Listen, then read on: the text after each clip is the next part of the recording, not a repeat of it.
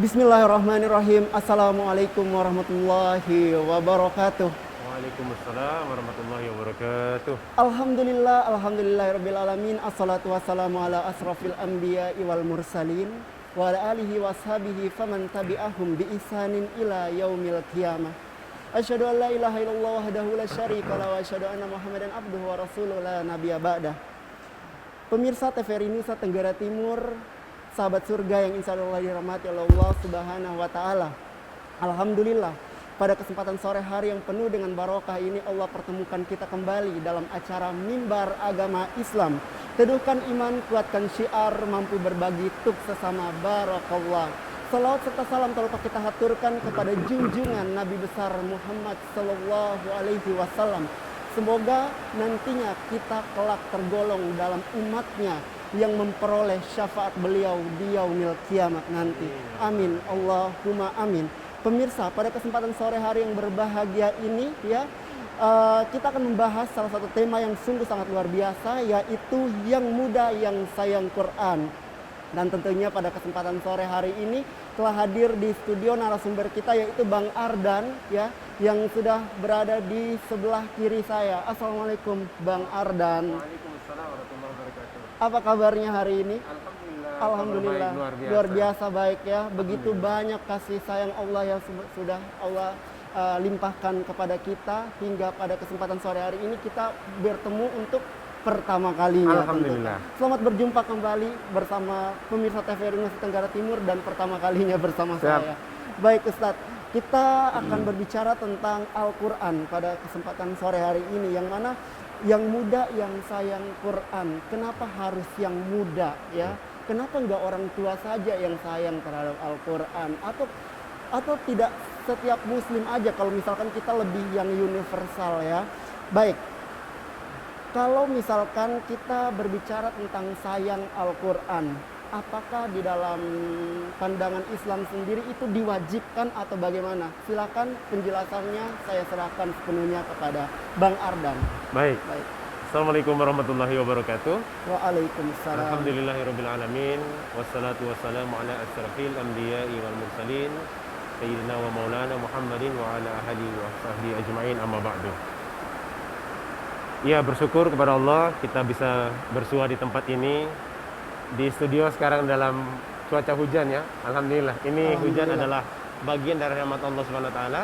Kita berdoa, Allahumma shayyiban nafi'an. Mudah-mudahan Allah memberikan manfaat daripada hujan yang turun ini. Amin. Amin ya rabbal alamin. Ya, bicara tentang pemuda tadi. Ya.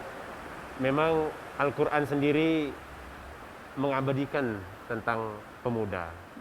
Banyak kisah, termasuk yang paling populer adalah kisah Ashabul Kahfi. Baik. Ya, Ashabul Kahfi adalah sekelompok pemuda yang dia pergi berlari menyelamatkan keimanannya dalam sebuah gua, dan diukir dalam surah Al-Kahfi oleh Allah Subhanahu wa taala. Di situ mereka menyelamatkan keimanannya dari kerajaan yang saat itu memerintah dengan kezaliman, tidak dengan syariat.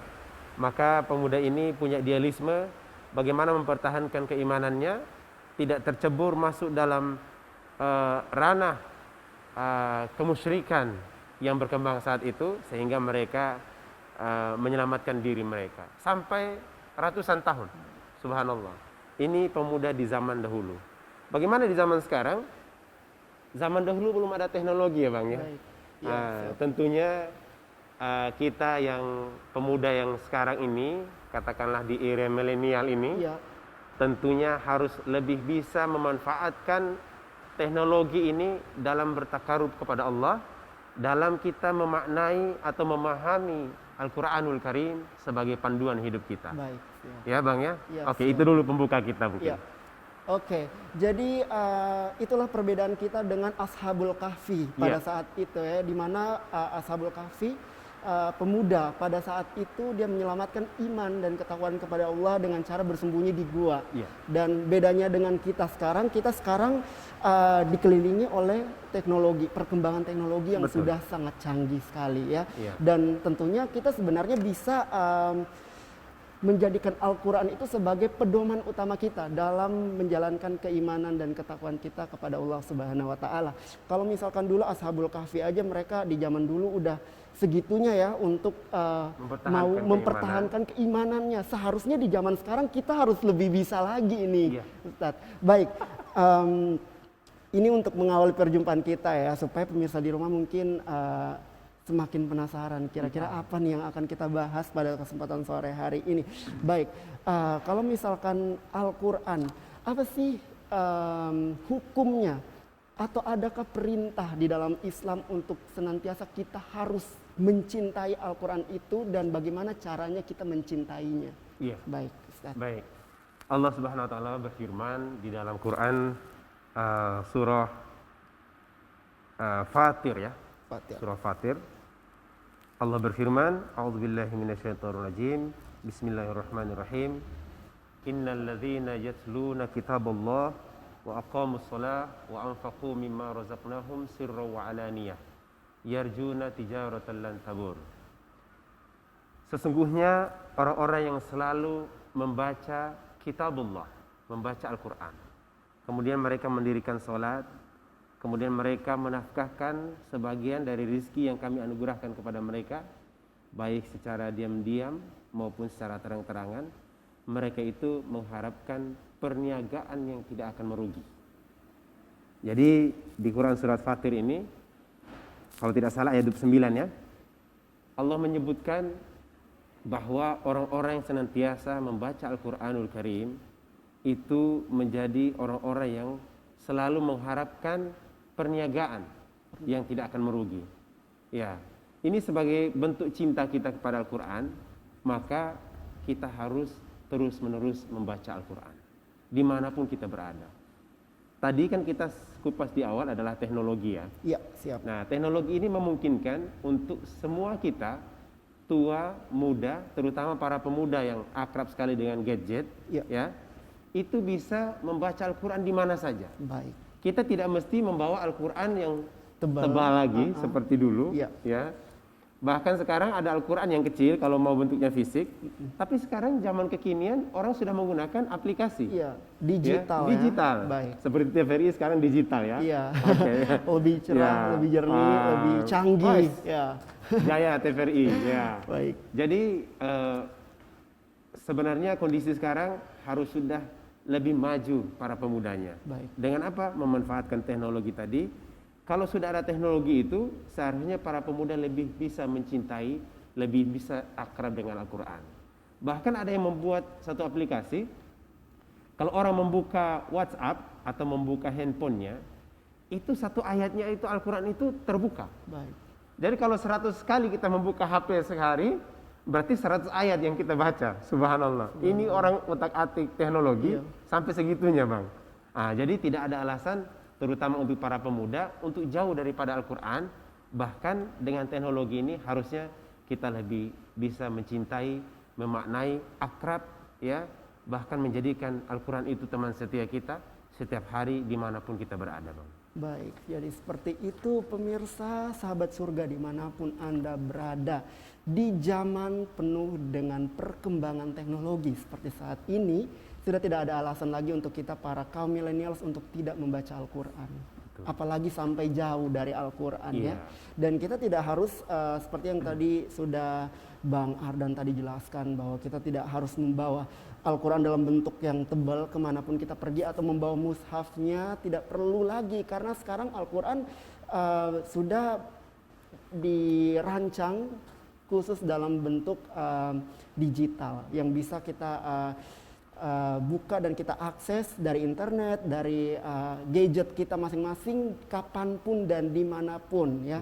Dan itu juga sementara mungkin itu adalah dampak positif dari perkembangan teknologi di era saat ini gitu. Jadi biar HP kita tidak diisi dengan sesuatu yang tidak bermanfaat ya, apalagi kalau lebih kepada condong kepada yang negatif. Nauzubillahi min dzalik. Baik. Boleh saya tambahkan sedikit, Bang? Baik, silakan, Ustadz.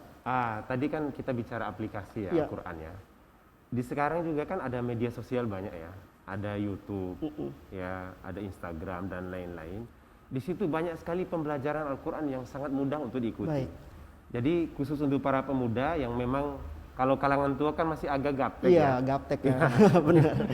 Kalau mau mencet ini takut-takut, tapi kalau pemuda kan sudah sangat akrab ya dengan media sosial, sehingga memungkinkan mereka itu cepat menyerap pembelajaran tentang Al-Qur'an. Ya. Sebagai contoh, kalau orang mau membetulkan bacaannya, tinggal kita lihat di YouTube hari ini ya, Iya. bagaimana gerakan bibir itu, Iya. bagaimana gerakan lidah itu. Baik. Penjelasan para ustadz itu begitu lengkap. Oke. Ya, bagaimana makhrajul hurufnya. Baik, Ya, baik, baik. membaca Al-Qur'an sekaligus tahsin bisa melalui media sosial. Ini sangat luar biasa dan momentum ini harus dipakai untuk kita semakin dekat dengan Al-Qur'an. Baik, ya jadi jangan sekedar membaca. Sebenarnya kalau membaca pun kita bisa membaca di mana saja. Tapi kalau untuk penjelasannya mungkin lebih kita akses lagi ya cara kita membaca dengan baik dan benar sesuai dengan hukum tajwid dan juga makhrijul huruf yang tadi sudah dijelaskan oleh Bang Ardan sendiri gitu. Baik Ustadz, Bang Ardan maksud saya ini sebenarnya saya mau panggil Ustadz tapi tadi katanya biar lebih akrab. Oke, saya panggil Bang saja Bang ya. Ardan, ya. Baik, Bang Ardan. Lalu kalau misalkan kita kembali lagi dalam Al-Quran, Al-Quran sendiri itu merupakan suatu kitab suci yang menjadi penyempurna bagi kitab suci yang sudah Allah turunkan kepada Rasul terdahulu ya. Betul. Seperti Zabur, Taurat, Injil dan lain sebagainya itu Al-Quran menjadi salah satu kitab yang satu-satunya kitab yang menjadi pelengkapnya.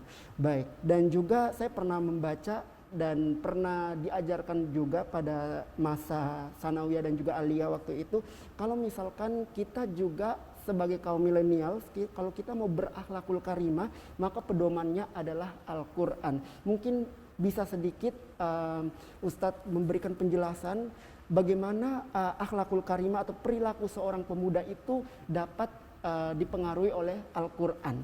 Silakan, Ustadz. Baik.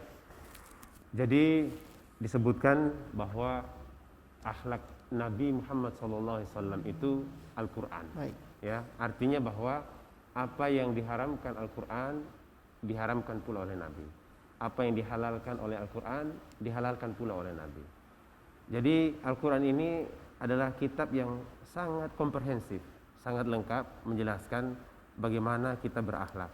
Ya, jadi di situ di Al-Quran itu banyak sekali ya bagaimana seorang anak atau pemuda ya, dia harus menghormati orang yang lebih tua. Baik. Ya, menghormati kedua orang tuanya. Bahkan itu menjadi perintah kedua setelah kita taat kepada Allah. Perbuatan atau amalan kedua yang utama dalam Islam adalah berbakti kepada orang tua, kedua orang tua. Birrul walidain. Berbakti pada kedua orang tua. Ya. Jadi misalnya begini ya, ada orang yang misalnya pemuda dia berhijrah. Dia bersyahadat, ya. Dia masuk Islam karena sudah dewasa bisa berpikir mana jalan yang dia harus memilih. Dia ditakdirkan dia memilih Islam misalnya. Di situ oleh para ustadz dijelaskan ketika dia akan bersyahadat, setelah kamu syahadat itu tidak boleh kamu berlaku buruk terhadap kedua orang tua. Bahkan akhlak kamu harus lebih baik, harus lebih hormat. Kecuali mereka memerintahkan kita kepada sesuatu yang tidak sesuai dengan syariat Islam, ajaran Islam, maka kita menolaknya dengan cara yang baik, dengan akhlak yang baik. Artinya bahwa Islam sangat menekankan bagaimana seorang pemuda atau seorang anak berbakti kepada kedua orang tua, kepada orang yang lebih tua, bahkan bukan hanya kepada kedua orang tuanya. Orang yang lebih tua pun dia harus menghormati. Sekalipun orang tuanya itu bukan Islam. Betul, walaupun berbeda akidah, ya, berbeda keyakinan, tetapi itu tidak menghalangi untuk dia berbakti kepada kedua orang tuanya. Baik. Ya, kalau dia orang tuanya dalam keadaan yang sudah renta, berarti dia wajib memelihara orang tuanya. Ya, mungkin ya, mohon maaf ya, kalau orang tuanya, karena namanya orang sudah tua, sudah uzur ya, kadang-kadang sudah tidak sadar buang air di sembarang tempat. Nah, maka itu menjadi kewajiban bagi dia untuk tetap melayani, membersihkan ya. Karena apa? Ingat bahwa jasa orang tua dahulu ketika kita kecil, kita pun berlaku hal yang sama. Iya. Ya. Kita semua berlari ke sana kemari, buang air tidak tahu tempat di mana. Itu orang tua dengan sabar membersihkan, mengajari kita yang baik. Maka di saat orang tua itu sudah tua renta, anak harus membalas itu. Subhanallah, inilah akhlak yang diajarkan Al-Quran yang diajarkan oleh Nabi Muhammad SAW, betapa kita harus menghormati kedua orang tua. Kemudian untuk sesama kita, di sini Al-Quran menuntun kita supaya tidak kita memanggil dengan panggilan yang tidak baik. Mohon maaf ya, ini kadang-kadang kita bergaul ya, terutama kita di Kota Kupang, di NTT. Kalau saking akrabnya kan kita manggil dengan panggilan yang kurang bagus sebenarnya. Semakin akrab malah semakin manggilnya semakin wow. Padahal itu sebenarnya di dalam Al-Quran itu sangat dilarang. Jadi panggillah seseorang, teman kita, sahabat kita, kenalan kita, itu dengan panggilan yang baik, panggilan yang dia sukai. Ya, abang, kakak, ya kan begitu. Atau pak, ibu. Jadi sesuatu yang membuat orang suka, itulah justru yang harus kita panggil dengan sebutan itu. Itu di antara beberapa akhlak yang diajarkan Al-Quran kepada umat muslim, terutama kepada para pemudanya. Baik, jadi seperti itu sahabat surga. Jadi tadi sudah dijelaskan bahwa akhlak Rasulullah itu adalah Al-Quran. Ya, jadi kalau misalkan kita nih, misalkan kaum milenials nih, sahabat surga di rumah, mungkin kaum milenials sama seperti Iwan. Lalu misalkan kita bingung gimana sih kita caranya untuk bingung nih caranya berbuat baik gimana sih? Kok akhir-akhir ini perilaku saya semakin ke arah yang negatif? Baca saja Al-Quran. Betul. Ya, baca aja Al-Quran, surat apa aja, mungkin dengan itu senantiasa akan semakin mengubah perilaku kita ke arah yang lebih positif gitu. Karena Al-Quran sendiri itu adalah akhlaknya Rasulullah. Jadi ketika dulu Rasulullah pun dia menunjukkan kepada kita bagaimana cara berakhlakul karimah, yaitu dari Al-Quran itu sendiri. Baik, kalau misalkan kita tadi sudah bahas zaman sekarang ya, kalau misalkan kita mau lihat ke zaman Khulafaur Rasyidin dulu, ya mungkin dulu pada masa-masa dulu di Khulafaur Rasyidin itu mushafnya masih kayak, maksudnya masih belum disatukan. Lalu ketika itu ada salah satu khalifah yang kemudian sangat berjasa sekali ya untuk menyatukan mushaf tersebut menjadi seperti yang kita baca hari ini. Bahkan dulu tantangannya sangat luar biasa. Kalau kita sekarang kan udah enak, udah Al-Qurannya udah satu aja, tinggal mau buka, tinggal lihat daftar isinya, mau buka surat berapa, ayat keberapa, mau lihat. Bahkan sekarang terjemahannya juga udah ada. Kalau dulu kan masih terpisah semua, bahkan banyak sekali cobaan yang Rasulullah SAW bahkan setelah itu adalah pengikut Rasulullah dan para sahabat pada saat itu. Baik, selanjutnya nih, kalau misalkan di dalam Islam sendiri, bagaimana sih kebaikan yang kita dapatkan atau ukuran dan takaran pahala dari bacaan Al-Quran tersebut yang kita baca? Baik, silakan. Ustaz. Baik. Jadi membaca Al-Quran ini adalah pahala-pahala yang terbaik ya, bahkan aktivitas terbaik di dalam Islam. Ya, Rasulullah menyampaikan dalam sebuah hadisnya, intinya bahwa ketika seseorang membaca Al-Quran, contoh ya Bang ya, A'udzubillahi minasyaitonirrajim, Bismillahirrahmanirrahim, Alif Lam Mim. Itu bacanya kayak satu huruf ya, padahal itu ada 3 huruf, Alif, Lam, dan Mim. Jadi Rasulullah mengatakan bahwa ini bukan satu huruf, tapi 3 huruf, dan pahalanya masing-masing huruf itu.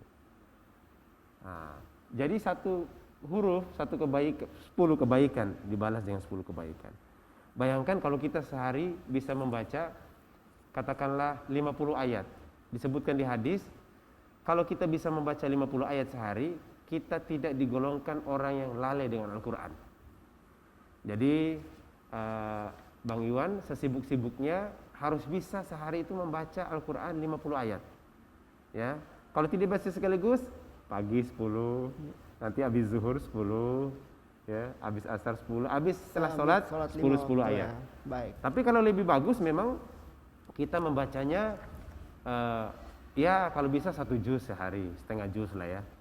Jadi ini di samping pahala banyak kita peroleh karena setiap hurufnya tadi dibalas dengan 10 kebaikan, dengan membaca Al-Quran lebih banyak, insya Allah hati kita akan lebih tenang. Baik. Ya, Al-Quran itu ibarat ini bang, ibarat kalau kita umpamakan ya, mohon maaf ya, ada itu kertas pasir bang, sama besi yang sudah berkarat. Hati kita itu seperti besi yang berkarat.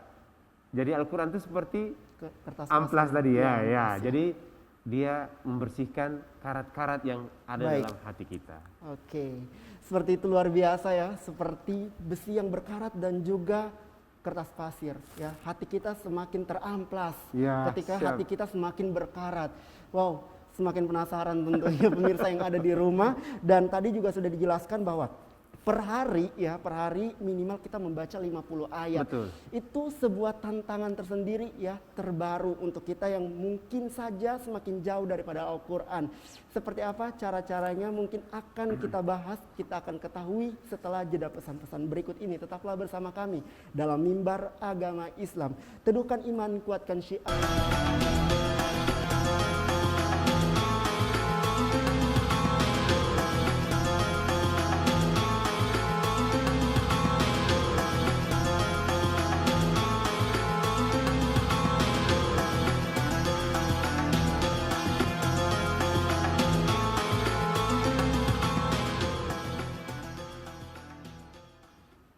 Jazakallah, Anda masih bersama kami dalam Mimbar Agama Islam. Teduhkan iman, kuatkan syiar, mampu berbagi untuk sesama. Barakallah.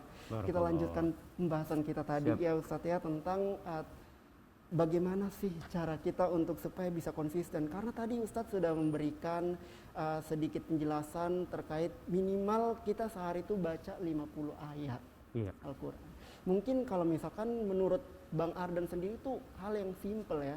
Tapi kalau misalkan untuk pemirsa yang ada di rumah, misalkan yang mungkin punya kesibukan, segudang kesibukan yang mungkin, kadang untuk baca Al-Quran beberapa ayat aja merasa sudah berat sekali. Apalagi kalau misalkan sehari harus minimal 50 ayat.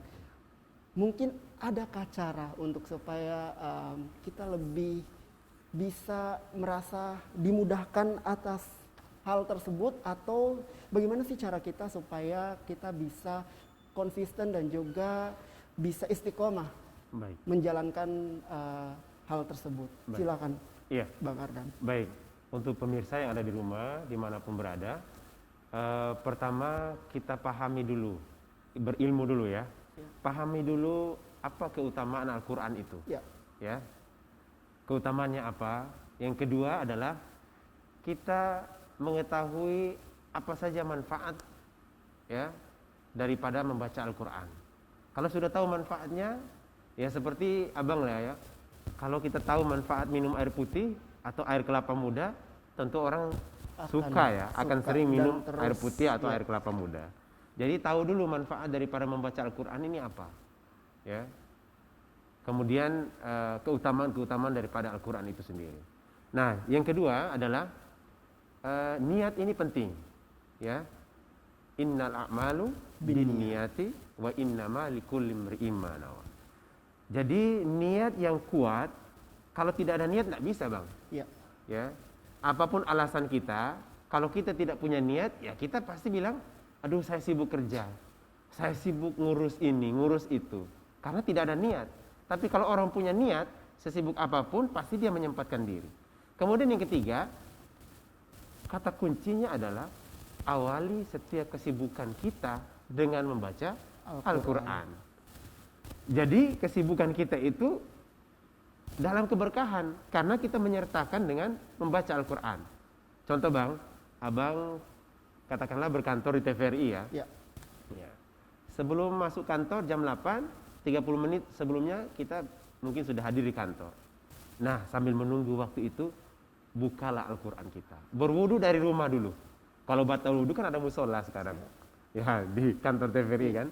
Jadi berwudu, kita membaca Al-Quran. Nanti saat jam istirahat, pas jam sholat, sisihkan waktu 5-10 menit.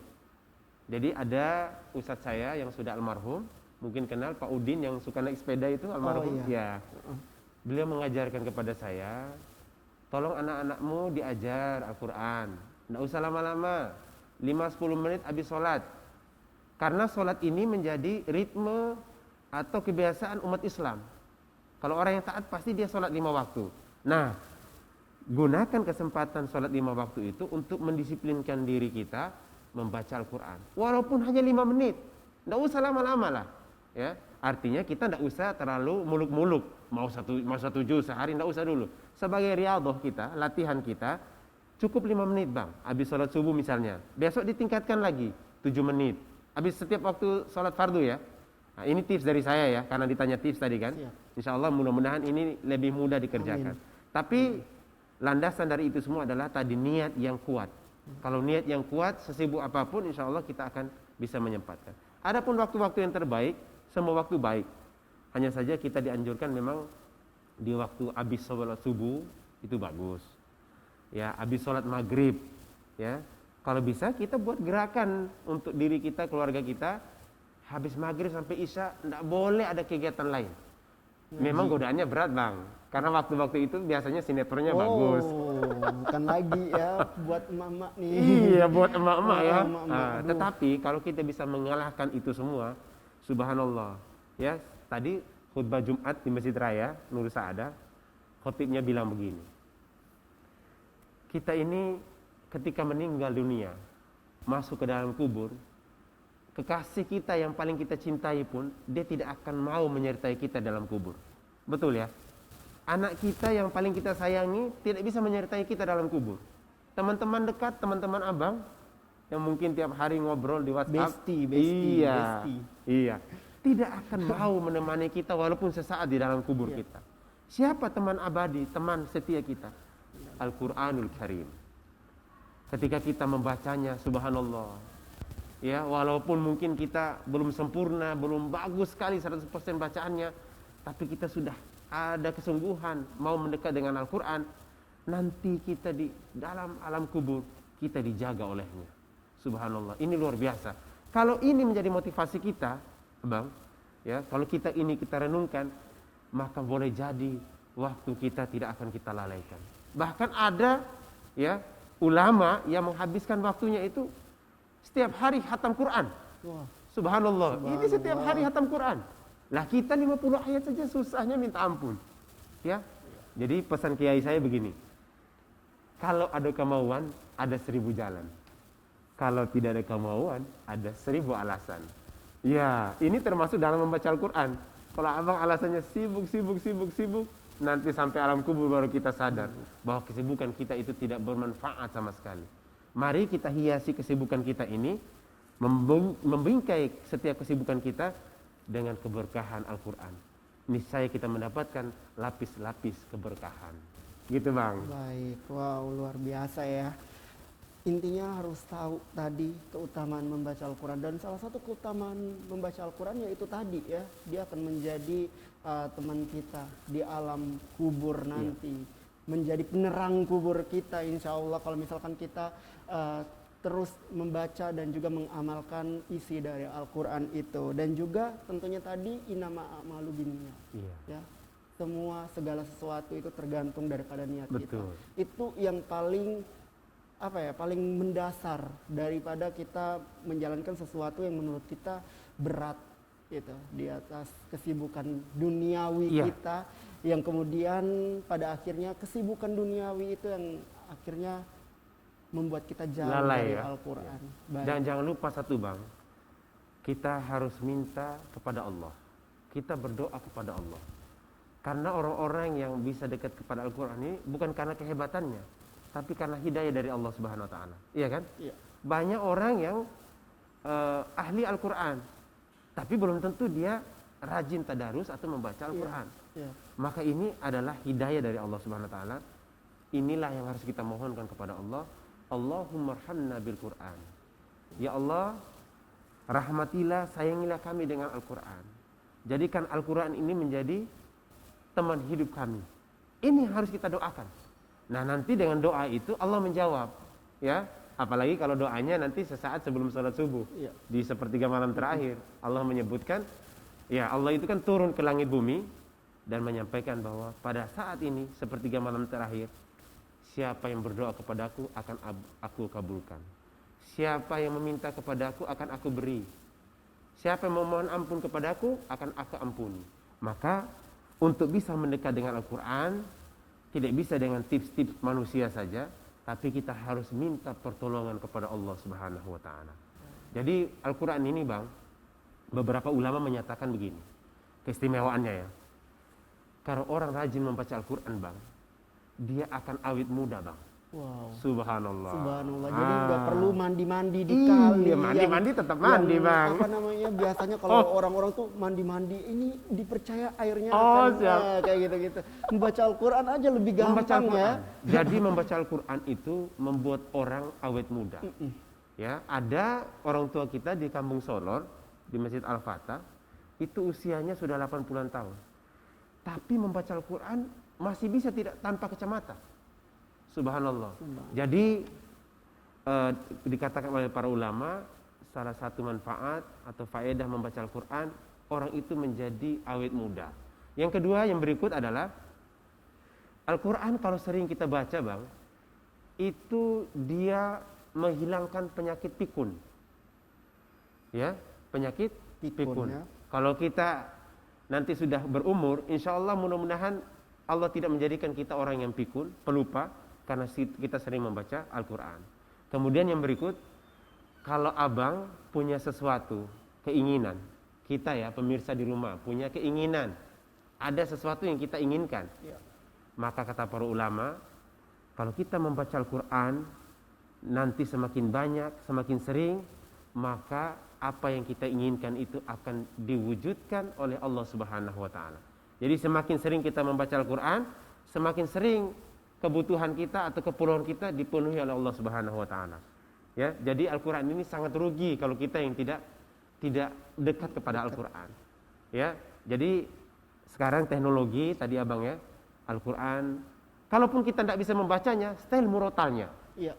Iya, saat kita duduk, saat kita di mobil, di kendaraan kita, style murotalnya kita dengarkan. Sekarang kan banyak itu syekh yang bacaannya merdu, ya, Syekh Al-Qurdi, ya Ustadz Muzammil, macam-macam ya, Syekh As-Sudais, kita style. Wah, kalau kita dengarkan itu, masya Allah, jiwa kita akan tenang, ya, insya Allah ya, tubuh kita akan lebih sehat. Ya begitu Bang ya. Mendengarkan saja dapat mendengarkan saja. Bahkan ada satu itu eksperimen sosial eksperimen, kita kalau lihat di YouTube, ada orang yang lewat di setel, dia dipanggil, Pak bisa Anda dengar ini sebentar. Orang ini bukan agama Islam, di Eropa ini ya, di setel kepada dia murotal Al-Quran. Tidak lama, cuma 1-3 menit. Bagaimana pendapat Anda? Kata dia begini, nyanyian tadi membuat saya bahagia. Kata dia nyanyian, karena dia belum pernah tahu ini Al-Quran. Kata dia irama, ada lagi yang bilang, iramanya membawa saya kepada sebuah alam yang membuat saya happy, senang, bahagia. Subhanallah, inilah Al-Quran. Walaupun bukan orang Islam, tapi kalau dia mendengarkan Al-Quran, insya Allah jiwanya akan menjadi tenang. Apalagi umat Islam, kalau dia mencari ketenangan selain Al-Quran, maka dia menjadi orang yang rugi. Benar. Ya, maka mari kita bahagia, kita tenang dengan Al-Quranul Karim. Jangan disimpan, buka dan buka, baca dan baca. Jadi tips lain adalah simpan Al-Quran di tempat yang mudah kita lihat Bang. Jangan di atas lemari Bang. Atau jangan di dalam lemari. Taruh di meja. Ada seorang dosen Muhammadiyah, kampus Muhammadiyah Kupang. Saya pergi bertamu di rumahnya. Wih, Abang, Al-Qurannya di depan, di meja tamu ya? Iya, ini supaya saya selalu lihat Al-Quran dan saya selalu ingin membaca. Kalau saya simpan di lemari di dalam, sudah tidak pernah saya lihat Al-Quran itu. Jadi itu tips paling mudah. Simpanlah di tempat yang Anda bisa lihat setiap saat. Jadi Anda tertarik untuk membacanya. Ya Bang ya? Oke. Mudah-mudahan luar biasa ya. sekali pembahasan yang sangat luar biasa. Jadi tadi, dan juga tetap awali setiap kesibukan kita dengan membaca Al-Quran. Itu kata pentingnya. Kalau misalkan ini menjadi menjadi sebuah kata kunci buat kita, maka tidak ada lagi alasan kita untuk bilang nanti aja sibuk. Betul. Karena sudah kita dahulukan kesibukan kita dengan membaca Al-Quran. Dan itu kalau misalkan kita terus istiqomah membiasakan. terus menerus kan itu bisa menjadi hal yang wajib. Iya. Ya, oh, jadi nanti misalkan kalau kelewat nih misalkan Ada yang buru-buru, kurang, Bang. jadi merasanya ada yang ganjil. Ada yang- Saya tadi kayaknya belum kelupaan ngapain ya? apa ya?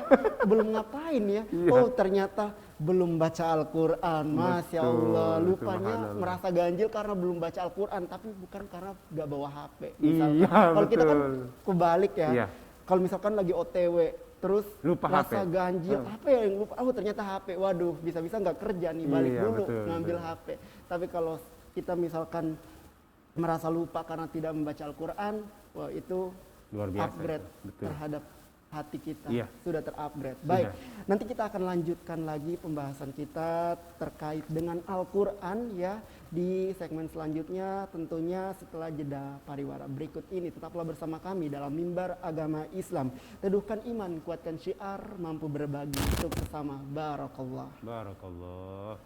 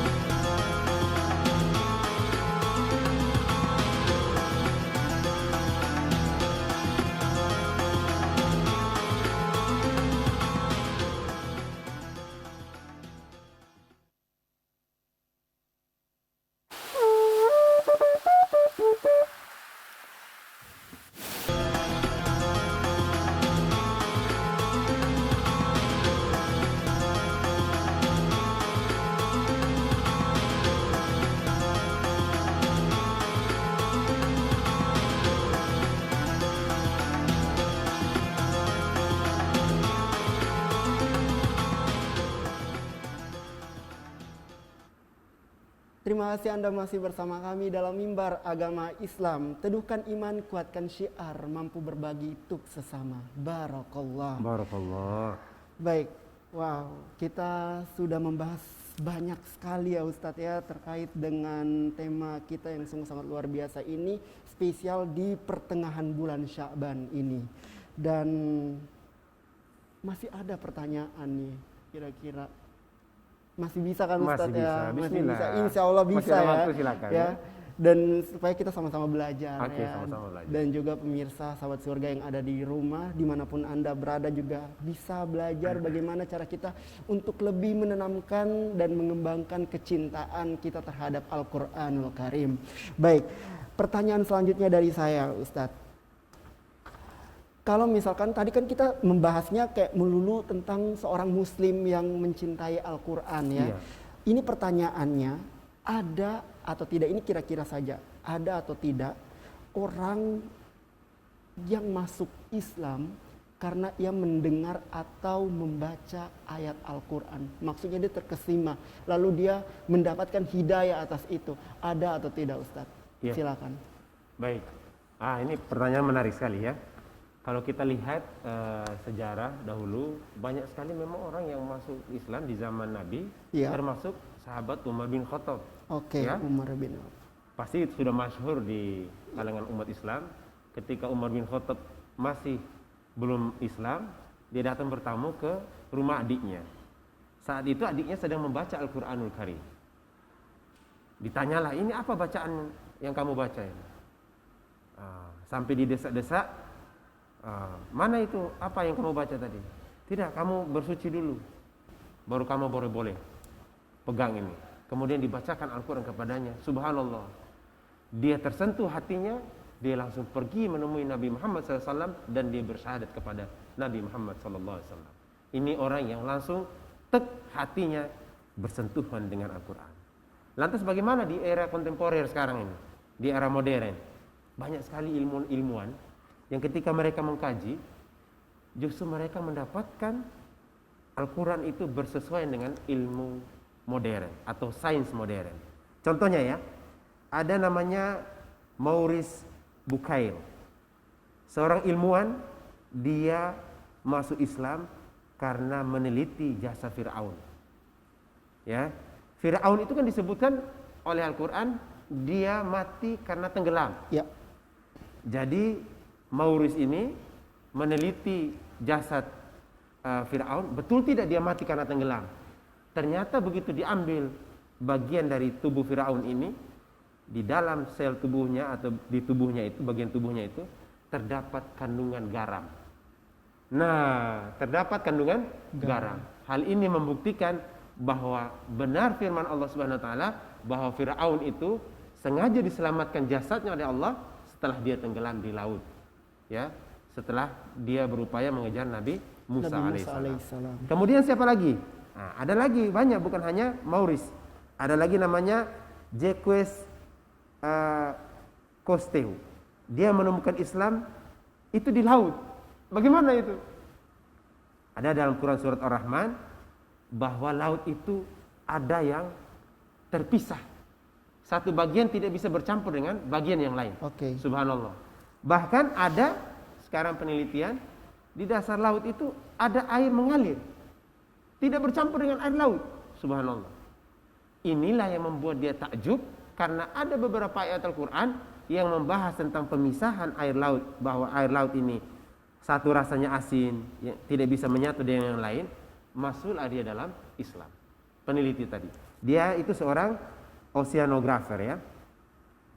Kemudian siapa lagi? Masih banyak. Bahkan ada orang ya yang dia tidak membaca Al-Quran, dia mendengar orang sering menyebut kalimat istighfar, astagfirullah. Jadi teman-teman kantornya ini sering di kantor itu membaca istighfar. Ketika dia bersyahadat, Bang, kita tanya, kenapa Mbak mau bersyahadat? Saya itu kalau istighfar, hati saya menjadi tenang. Astagfirullahaladzim, hatinya menjadi tenang. Subhanallah, hanya dengan beristighfar. Kemudian ada lagi, ya, Dmitry Belikov. Nah, kalau namanya ini orang Ukraina, Bang. Ya, sekarang Rusia lagi serang Ukraina ya. Jadi ini seorang fisikawan asal Ukraina. Bagaimana dia? Dia masuk Islam bukan membaca Al-Quran, tapi dia membaca sebuah hadis yang diriwayatkan oleh Imam Bukhari. Hadis itu begini: siapa yang bertaubat sebelum matahari terbit dari barat, maka Allah akan menerima taubatnya. Karena dia seorang fisikawan, dia memprediksi menurut ilmunya dia, suatu saat matahari ini akan terbit dari barat. Dan betul, itu bersama dengan hadis, dia masuk Islam. Ya, ada lagi terakhir nih. Ini banyak, tapi empat orang aja ya. Ya, siap. Namanya Profesor William. Profesor William. Dia menemukan apa? Dia menemukan bahwa tumbuhan itu bertasbih. Subhanallah. Jadi dia dengan penelitiannya menemukan ada gerak-gerak atau ada semacam apa ya? Sinyal-sinyal bahwa tumbuhan itu dia semacam berbicara, Bang. Dan itu diterjemahkan dengan alat. Begitu dituliskan, suara-suara dari tumbuhan itu menulis lafaz Allah. Subhanallah, zikrullah. Makanya Al-Quran menyebutkan seluruh langit dan bumi seisinya ini bertasbih kepada Allah. Tapi kamu yang tidak mengerti tasbih mereka. Nah, ilmu sains modern menjelaskan itu dengan tepat bahwa tumbuhan itu juga bertasbih kepada Allah Subhanahu wa taala. Baik. Subhanallah.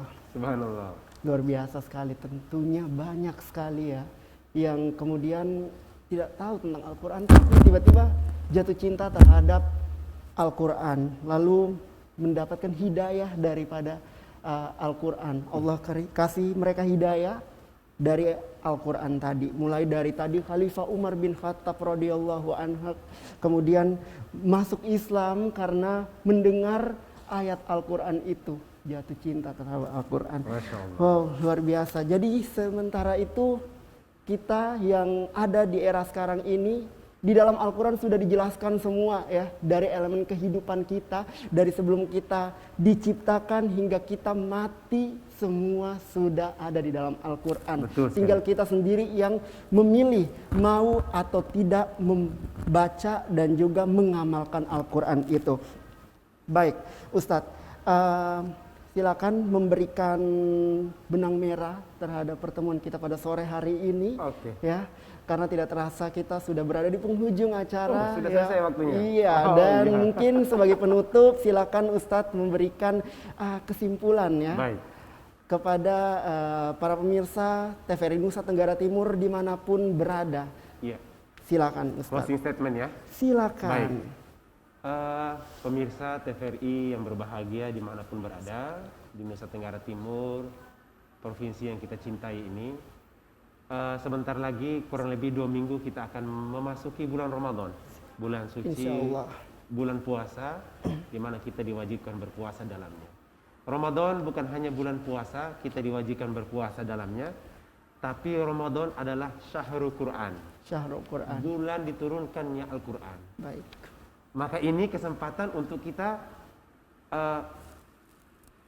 berhubungan akrab dengan Al-Quran. Bisa, mudah-mudahan nanti Ramadan ini bisa mendekatkan kita dengan Al-Quran. Bahkan ada tips yang ingin saya beri ya. Ya, sebelum masuk bulan Ramadan, 2 minggu yang tersisa ini, mari kita ambil Al-Quran, kita baca setiap hari. Minimal tadi berapa ayat Bang? 50 ayat. 50 ayat. Syukur-syukur alhamdulillah kita bisa 100 atau lebih. Bahkan dianjurkan tuh 200 Bang. Itu sudah kita sudah memuliakan Al-Quran.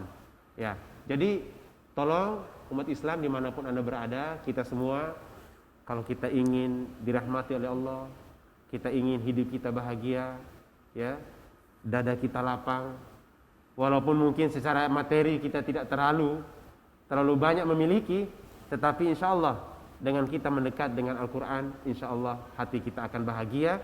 Dan mari kita sambut bulan Ramadan ini dengan terus mencintai Al-Quranul Karim. Mudah-mudahan bermanfaat. Wassalamualaikum warahmatullahi wabarakatuh. Waalaikumsalam. Baik, terima kasih atas pembahasannya, penjelasan dan ilmunya pada kesempatan sore hari yang berbahagia ini, pertemuan yang indah ini ya Bang Ardan ya. Dan dari saya semoga juga tetap bermanfaat untuk kita semua dan kepada saya sendiri. Barakallah. Amin, amin. Terima kasih. Amin. Dan sampai jumpa di lain kesempatan. Billahi taufik wal hidayah. Wassalamualaikum warahmatullahi wabarakatuh. Waalaikumsalam warahmatullahi wabarakatuh.